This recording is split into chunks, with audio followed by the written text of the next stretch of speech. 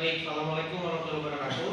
Waalaikumsalam warahmatullahi wabarakatuh. Selamat pagi, salam sejahtera untuk kita semua. Sehat hari ini? Ya, alhamdulillah.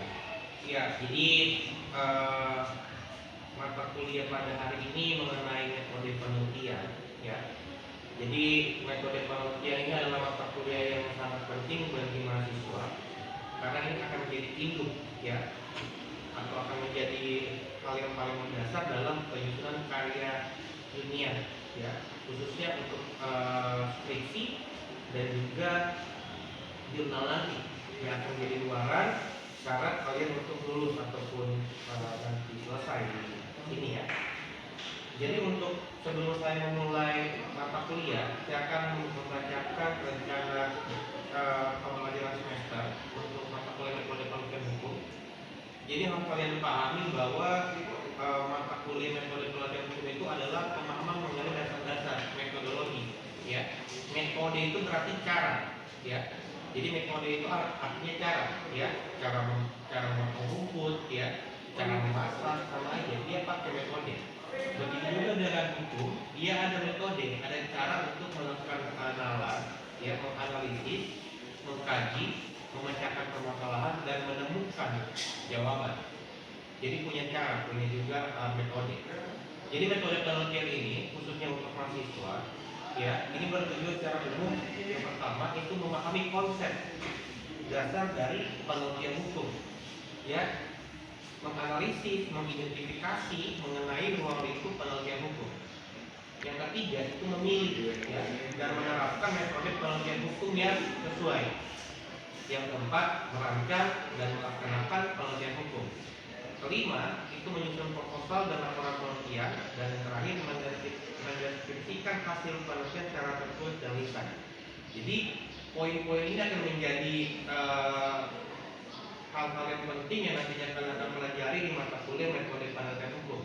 Nanti, luaran dari metode penelitian hukum ini yakni mengenai yaitu mengenai penyusunan proposal, ya, latihan mendapatkan teori konsepnya seperti apa. Nanti ada latihan untuk metode penelitian hukum, ya. Saya awali